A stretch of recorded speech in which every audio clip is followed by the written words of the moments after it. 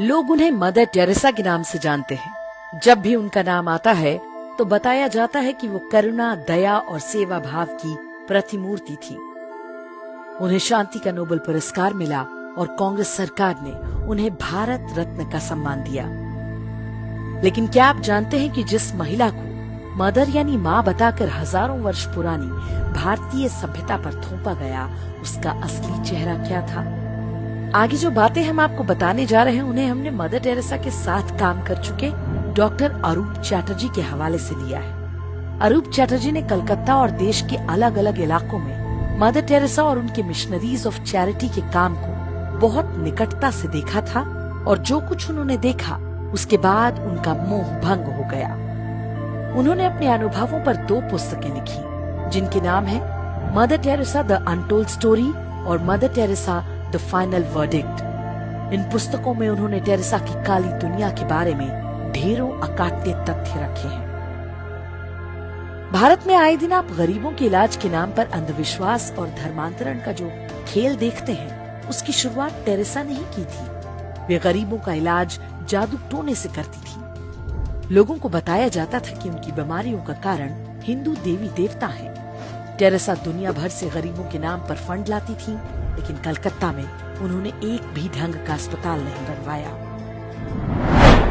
Teresa की संस्था missionary of charity के सेंटर्स में गरीबों पर नई दवाइयों के परीक्षण कराए जाते थे, यानी मजबूर लोगों को गिनी पिग बनाया जाता था। कई बार उन लोगों की मौत हो जाया करती थी। टेरेसा कहती थी कि जीसस ने उन्हें अपने पास बुला लिया। लेकिन वर्ष 1991 में मदर टेरेसा खुद बीमार हुई तो अमेरिका के कैलिफोर्निया के अस्पताल में जाकर इलाज करवाया।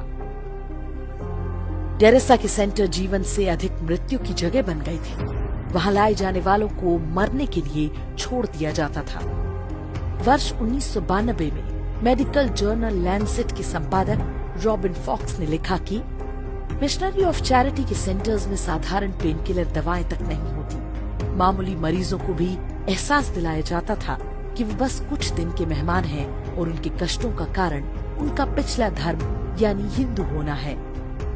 उपचार न मिलने के कारण हर दिन बड़ी संख्या में लोगों की मौत होती थी, जबकि उन्हें सामान्य दवाओं और देखभाल से ठीक किया जा सकता था। मिशनरी ऑफ चैरिटी के सेंटर्स में उन्हीं गरीबों को खाना दिया जाता था जो ईसाई बनना स्वीकार करते थे। डॉक्टर अरूप चैटर्जी ने बताया कि कोलकाता सेंटर में मात्र 300 लोगों के लिए खाना बनता था, लेकिन टेरेसा प्रचार करती थी कि वे हर दिन हजारों लोगों का पेट भर रही हैं। टेरेसा जिन गरीबों के बच्चों को अपने सेंटर्स में लेती थी, उनके माँ बाप से एक फॉर्म भरवाया जाता था कि अब उनका अपने बच्चे पर कोई दावा नहीं होगा। कुछ को यूरोप भेज दिया जाता था, जिनका बाद में कोई रिकॉर्ड नहीं मिला। आज भी टेरेसा के सेंटर्स पे बच्चे चोरी करने और उन्हें अवैध तरीके से बेचने के आरोप लगते रहते हैं। आरोप है कि बच्चे बेचना टेरेसा की कमाई का एक बड़ा माध्यम हुआ करता था। वर्ष 1992 में टेरेसा ने खुद दावा किया कि मैंने अब तक 29,000 हिंदुओं को ईसाई बनाया है। ये सारा काम मानवता और सहायता की आड़ में किया गया।